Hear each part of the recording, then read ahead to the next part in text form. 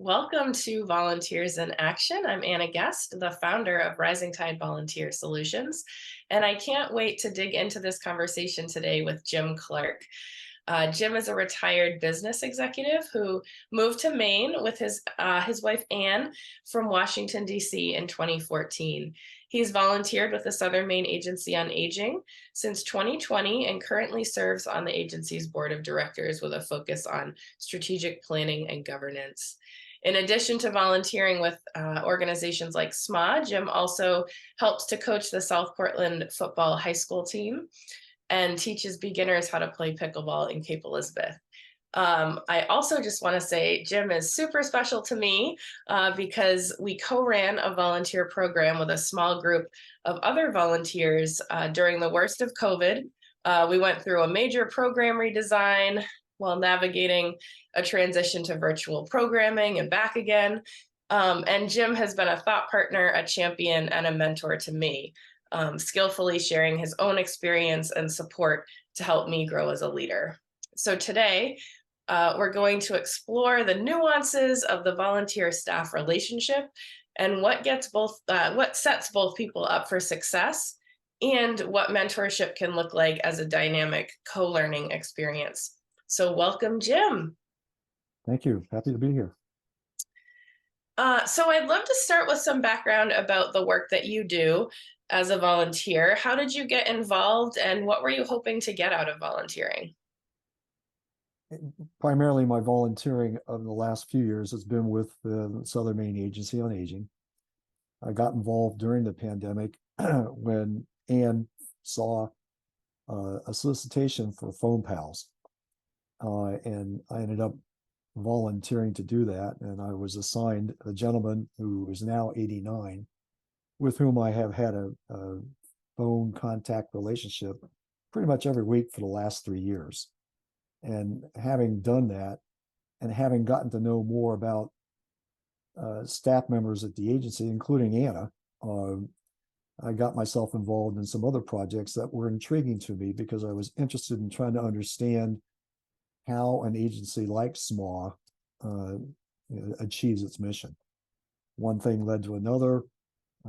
Got involved in the Age Well program redesign that Anna's mentioned. And after that, it would just kick into feeling like I was able to make a contribution given my own background and skills. And I'll be honest, I mean, if I didn't think I was able to offer something of value to an organization like the agency, then I probably would have stopped somewhere along the way. But it kept feeling to me like we had good relationships. We were making a difference. It was the pandemic. And I felt like I was doing something that was well worth my time.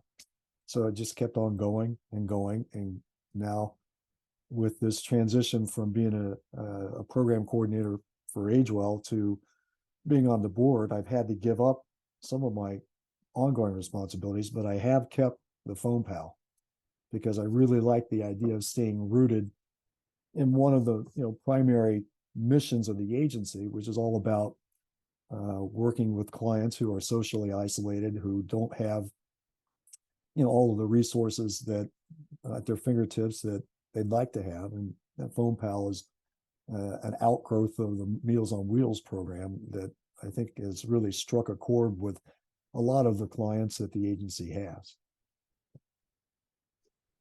Thanks for that. And I feel like one of the things that's been really fascinating to watch, and I learned a lot about this just in working alongside you, Jim, is like, a volunteer comes in doing one thing and then the evolution of where their interests and the organization's needs take that is just fascinating. You started with one program and slowly kept accumulating other opportunities and responsibilities, and those things were so incredibly useful to the organization, but also it seems like it kept feeding interests that you had and ways that you could give back and use your skills. So that was really neat to see unfold.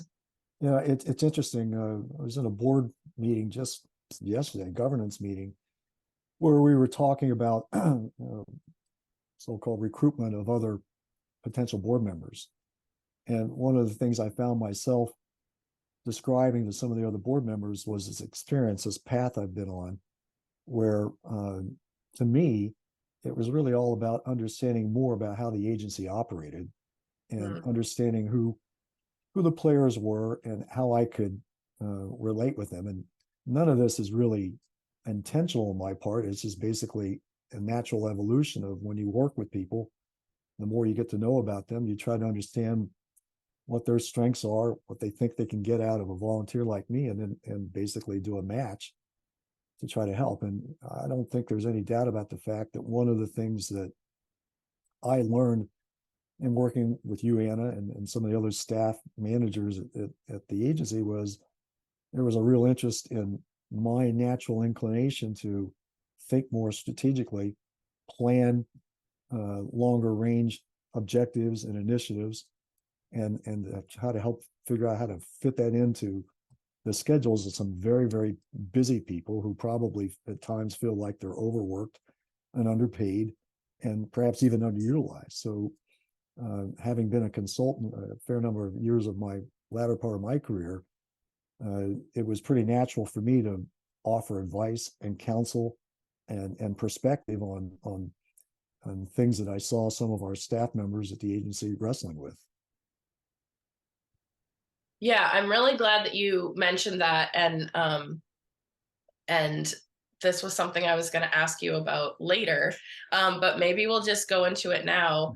Um, but I think that's really interesting, and I think sometimes one of the challenges that I know I've experienced as a staff person, um, like working with volunteers, and I suspect other people struggle with this too. And I think it can be a source of frustration for volunteers, is kind of finding this balance between um, leveraging the experience and the suggestions and perspectives that volunteers bring to the table based on their past experiences, oftentimes, many years of their own career experience.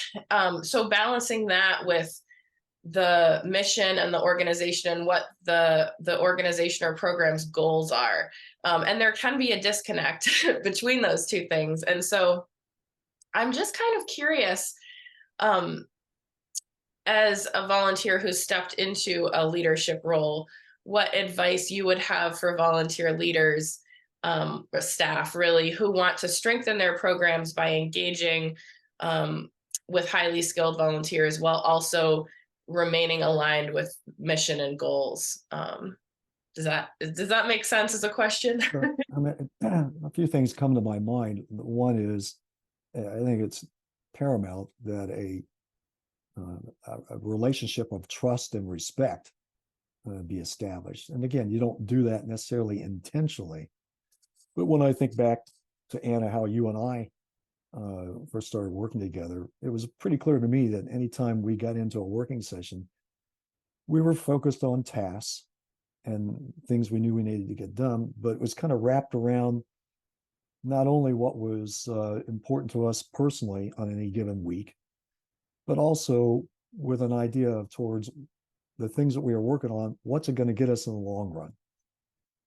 And that, I think, is one element of what's important for a volunteer who kind of establishes a leadership role. The second thing is to understand, and I think this is a great thing as a volunteer, that you can't do everything and you can't control everything as a volunteer that you might have been used to doing when you were, helping run some organization. You have to kind of respect the fact that the agency and the managers who are in the agency have final say, will have to make difficult judgments at times as to how to use resources or what to try to accomplish. And that's kind of where the respect comes in. I find that particularly freeing. So I could offer up my opinions and my perspectives without worrying about, am I irritating someone? Am I going off on a tangent that isn't really germane to the task or the issue at hand? And maybe because I have a few gray hairs, I was working with folks who tend to be willing to listen to this perspective without necessarily feeling obligated to deal with it, you know? So that kind of then, using my hands here, the back and forth between those two dynamics, staff, manager, and volunteer, ended up, I think, many times giving us a solution to whatever we were working on that might have been a better product than if we'd figured it out on our own, which is the beauty of collaboration when, again, you've established that trust and respect in a working relationship, which you can't do that overnight. That takes time. And sometimes, particularly during the pandemic, we had the opportunity to do that because we were both, we were all stuck at home, and we could take a little more time than maybe we might be inclined to do otherwise, because we were really focused on what to do remotely. Yeah, I'm so glad you talked about the respect and the trusting relationships, and that's really at the heart of what I've always loved so much about working with volunteers. And I think our working relationship was kind of unique in relation to how I've worked with other volunteers who I might meet with more in groups, but we spent a lot of one-on-one time together in Zooms, and chit-chatted about our lives a little bit. And so I feel like I have a good sense of who you are as a person and what's important in your life, and how that comes with you when you come to volunteer, and vice versa. I feel like you really care about my life too, and so that makes it just makes for a really comfortable and supportive working environment, at least from my perspective. There's one other thing you reminded me of, and both Ann and I worked for the same organization for a while in our younger days, in our working days. And to this day, some of the people that we worked with the most were consultants who, I didn't really make this connection until now, who really seemed to be interested in talking to each of us, as people, and what made us tick, in addition to them, whatever the organizational issues and challenges and projects that they were assigned to work on. So if you think about it, it makes sense, but I think it's easier said than done, and does require a set of circumstances that evolve organically, that lead you to the kind of longer term relationships that are really most effective, particularly when you've got a volunteer and a staff nonprofit agency trying to figure some things out. Yeah. Yeah. And I guess I wasn't planning to ask you this, but as a volunteer, I wonder if you might speak to a couple of the things that keep you coming back, even because for sure there were frustrations in the work that we did together at times. And so what keeps you coming back, year after year, and taking on new assignments and things like that? Well, and there's no doubt about the fact, and I kind of alluded to it earlier, I wouldn't be doing it if I didn't think I was making some kind of a difference, if I didn't feel like I was adding value. Because and I'm sure a lot of folks are like this. If you're not adding value, then it might not be a right fit. And then another thing that keeps me coming back with the Agency on Aging is where I live. It's the state that's got the highest average age in the country, and therefore, as I age into that grouping, most of my life I've spent working with peers or people younger, or even the interest in coaching at high school. So there's a part of working on something in an organization whose mission is to help people who I am going to become, that appeals to my intellect, and just makes sense to me, that if you work on something, and again, you feel like you're adding value, why not do it for a generation of people that I am going to become someday? Yeah. And again, that wasn't intentional. I mean, I've had to reflect on that to actually kind of understand why that might be appealing to me. And then the third thing I would say, why I keep coming back, again, I think it's pretty personal. I feel like I'm working with an organization that has turned things around. I feel like Certainly it's a lot more than just what little bit I'm able to do. There are a bunch of folks in an organization who have grabbed an agency that was really challenged and put together a set of plans and pulled a bunch of folks into helping them where it's making a difference. And everybody likes to be on a winning team, right? And I fully admit it. As long as we're winning, then I'm inclined to keep doing it. Yeah, that's awesome. And you spoke about knowing that you're adding value, and I'm curious, like, how do you know, like, what does the organization do, or the people that you work with do that that communicates that to you? Well, and this is not unique to uh, Southern Maine Agency on Aging, and I know I've commented on this a number of times, is uh, continually being thanked for what we're doing. I mean, I can't think of more than maybe two or three times when I've been on some kind of a phone call, some kind of a session with any number of folks in that organization who haven't either at the beginning or the end of the session said, thank you for what you're doing. And I'm sure it probably feels hollow at times, but there's something about just the reinforcement of that I think volunteers need to hear that is comforting and reassuring. I think the other indicator I have as to the notion of value is being able to see some of the issues that I and some of my fellow volunteers saw the organization was having, and quite frankly, making suggestions that struck executives, managers at the agency as good things to do, and then seeing them put some element of that into practice. Some things happen more quickly than others. Some things that we would suggest, just not feasible in the short run.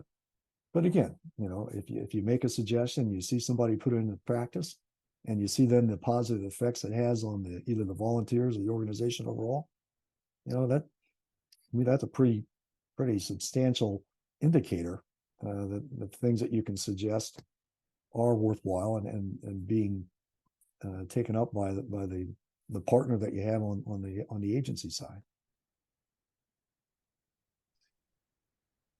Yeah, those things really matter. I was just doing an interview with someone last week, and he's a volunteer manager, but he talked also very much about the importance of the thank yous on a regular basis, and I think we all know how far that goes. Um, and I also really appreciate what you're saying about seeing that your ideas and the suggestions that you bring forward are being heard and implemented wherever it makes sense or wherever it's possible. And I think that ties into what we talked about a little bit earlier too, in terms of being able to let go maybe when an idea isn't moved forward, but certainly an organization that is open to the ideas of their volunteers is one that's ultimately going to be stronger, I think. I'll mention one other thing, and again, we were talking about this in the governance committee the other day.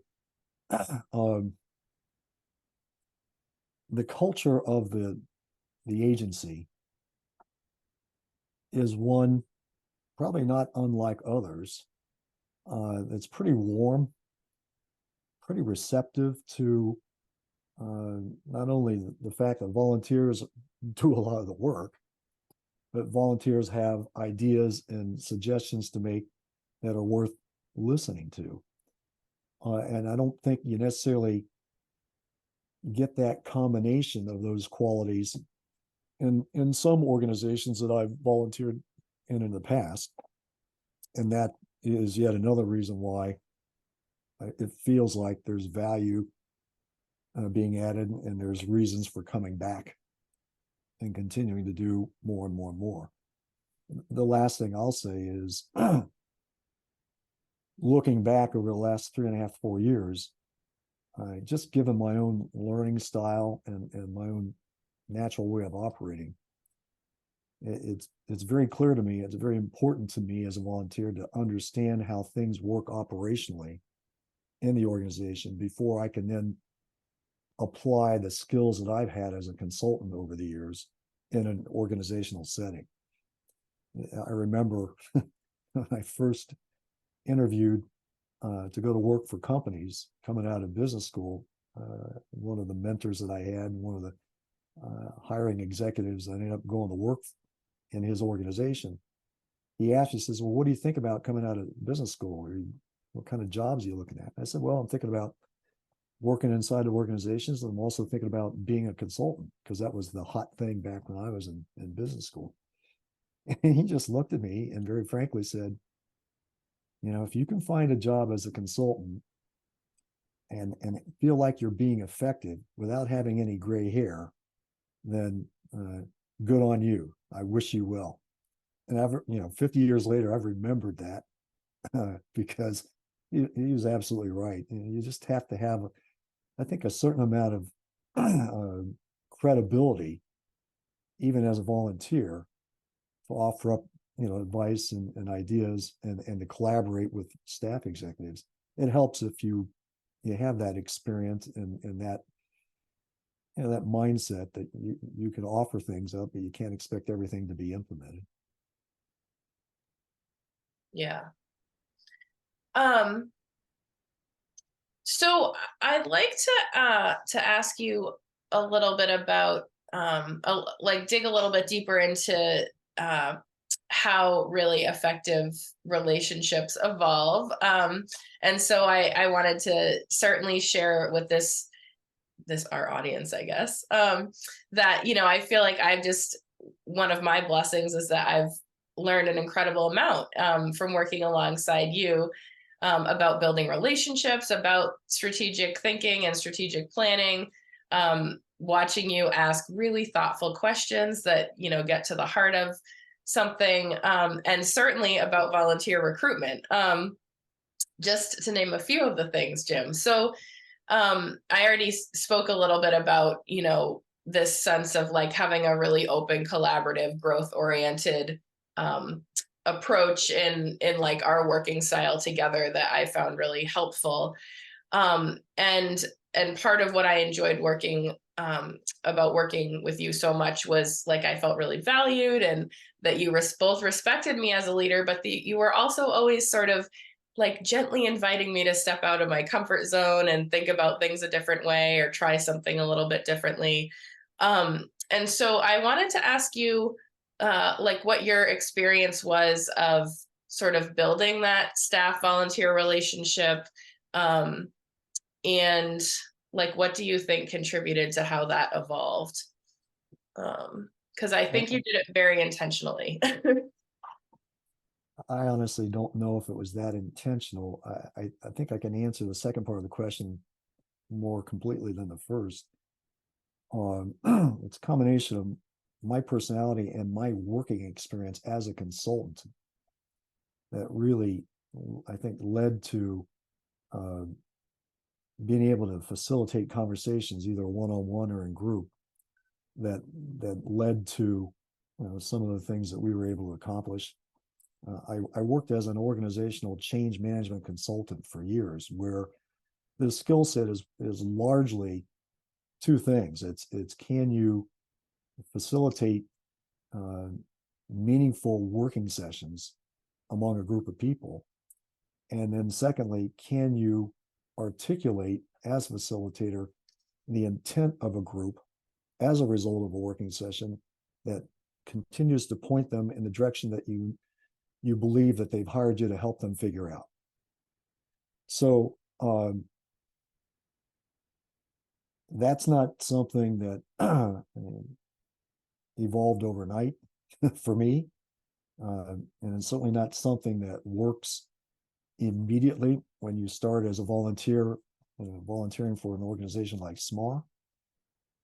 But then, I'm sorry to repeat it, I go back to the fact that, particularly for you and I, or for you and me, but also for some of the other managers I end up volunteering with at SMAW, it's can you establish that rapport? Can you establish that trust? Can you figure out what each person in the relationship is good at, and also what they might want to know more about, and then evolve that in a collaborative, questioning, suggesting, not demanding type of problem solving way.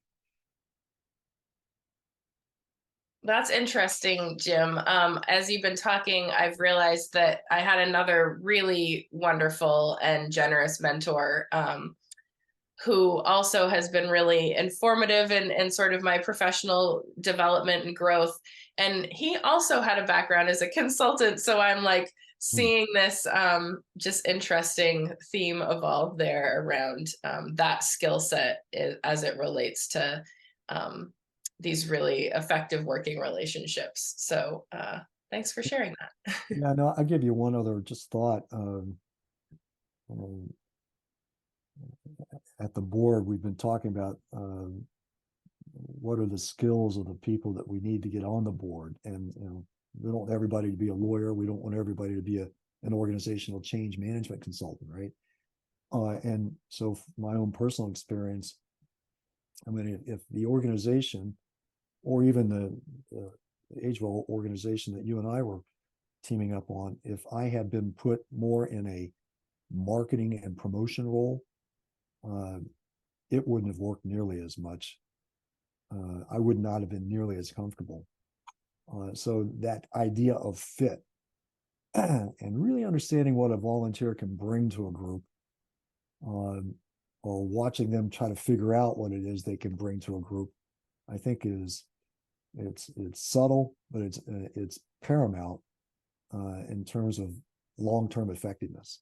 Hmm. I mean, I can, if you put me into a marketing role or even a treasurer's role, let's say as an example, as a volunteer, I could do it. I wouldn't be that great at it, and therefore I wouldn't necessarily feel like I was adding as much value, as I ended up feeling like I'm doing with this kind of stuff. So it really does, in many respects, boil down to, can you figure out, whether the strengths as well as the interests and the need between the volunteer and the organization that individuals volunteering for.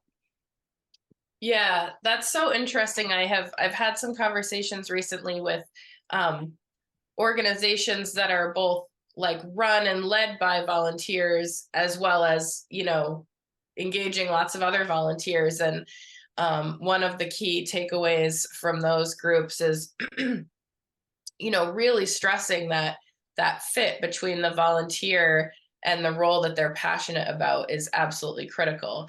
And I think I think most volunteer organizations know that, but I think it's even more deeply grasped when the whole operation is fully volunteer driven. And Mm. I think sometimes as staff, it's easy to slip into that mindset of thinking, even though you're working with volunteers, sort of thinking about the work that volunteers do as work and just things that need to get done. And that's true.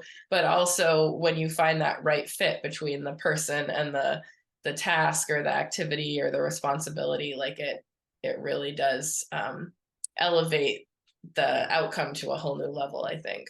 When I think about one of the other organizations that I volunteered for here in Maine, which was all volunteers, and I think about how long it took for us to really be able to leverage each other's skills and capabilities, because there were a couple of us that knew each other, but several of us didn't really know each other, and we were only meeting maybe once or twice a month.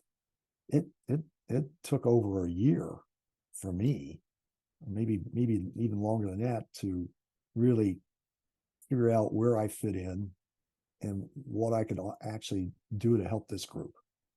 And I was a vice president, so it was like uh, any number of factors that contributed to why it took as long as it did. But that's just I think for any organization that's really mostly volunteers, that effort to really understand the fit, the skills, and the capabilities, and to figure out how it meshes together.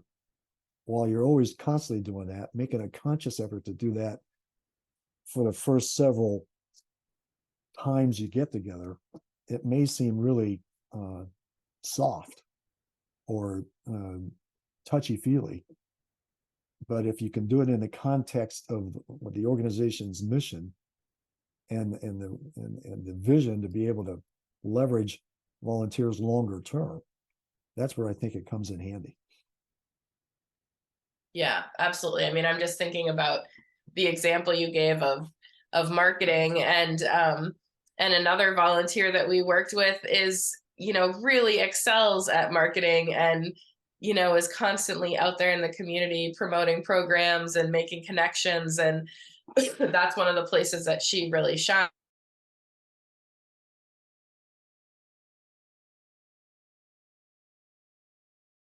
That's the term superpower is not one that I tend to think about or reflect upon very much. But I guess, given what we've discussed, one of my more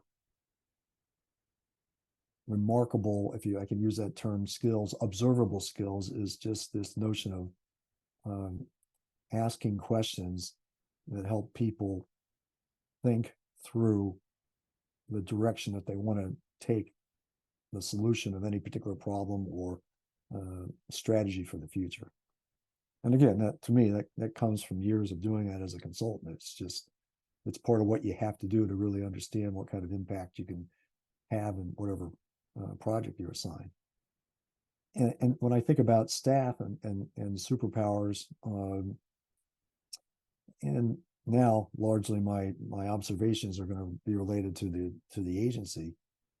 I just think it's the notion of being open to suggestions from volunteers and figuring out which of those suggestions really can be acted upon versus not. And when it's not, being able to share with the volunteer the equivalent of good idea, but not here. And to do that in a way that makes the volunteer feel heard, makes them think that their idea was contemplated rather than just dismissed out of hand, and then expresses appreciation for that idea, so that the volunteer doesn't say, heck with it, I'm not gonna do this with these guys anymore. Yeah, that's really well said. Both in your own superpower around asking questions, that really hits the nail on the head, I think, of why I always felt both supported and in partnership in terms of thinking through a problem and coming out the other end with much more clarity around where we were going. So I love that. And then also, I love that you brought it back to be that communication piece of being able to speak to, if you're not able to follow suggested, closing the loop on why that is, because I think that's where sometimes the frustration can kind of, you can really lose people there if you're not thoughtful about it. So, Jim, my last question for you is, what brings you joy or makes you feel grateful in the work you do as a volunteer? I'm grateful, particularly with this agency that I'm working with now, because I'm learning things again about the issues and the opportunities for the older generation here in Maine, which could become useful to me as I age. I think the other side of the coin, if I will, if I can, is just that I really enjoy getting to know people while working on something. I am not a great conversationalist, and I'm particularly not that good over the phone, if you will. But the way I think I get to know people while we're working on something is then what brings me joy when we accomplish a task together. And even, for example, with this football program that I've been working with for several years, watching some of the coaches, the younger coaches on the staff, and just getting to know them a little bit better, and helping them figure out how to do some things, and the reactions that they've had has been pretty. It's enjoyable to me. I mean, I think my mindset is one where I really like being able to help people, but I like doing it while being involved with them in some common task. In many respects, I mean, that's a fundamental definition of team, right? And I've always been a part of teams throughout my life, and that's probably what makes it fun for me. That's really insightful. It makes me think of some research that I read when I was in grad school. I did a research project on um, men's experience of retirement, which is a topic for a whole other day. But much of the research spoke to that transition, that like the sort of the relationships that are unique to the workplace, and how meaningful they can be in our lives. And so that just makes me think about when we retire, like when we retire potentially, and are, finding new ways to get involved with our communities, like that volunteering is another way to build those meaningful relationships around shared work or shared projects. So that's really interesting. Yeah, when Ann and I moved to Maine, we moved here and moved into a community where we knew no one, literally no one. And so it's taken several years, I think, for us to feel like we have communities on our own and a community together, and it's an evolving process. But I don't think there's any doubt about the fact that each of us, in our own way, has gotten connected with and is involved in a couple of communities that make living here as enjoyable as it has been. Yeah, you could say that about probably any place. I mean, this just happens to be the place we moved to. I don't think either one of us really thought that much about the fact that we moved to a place that we didn't really know anyone. But the good news is, I think we were both open to trying different avenues by which to try to feel like we can find those communities that we now, I think, are somewhat settled into. It's really nice. So, Jim, is there anything else you want to add before we wrap up? If I were someone listening to this podcast, I'd probably want to know more about some of the specifics that were the product of some of the dynamics that we've talked about. And I find it difficult to get that specific in a interview podcast like this. But I would just say, if someone really wanted to know more or get more specific examples, I'm certainly open, and I'm sure you are too, to getting into a deeper dialogue about some of that. So that's Oh, where I would leave it. I love that. That's perfect. Excellent. So then we will be very happy to share contact information, and thank you so much for having this conversation with me today. It's been a real pleasure. It's been fun, as always, Anna. Thank you.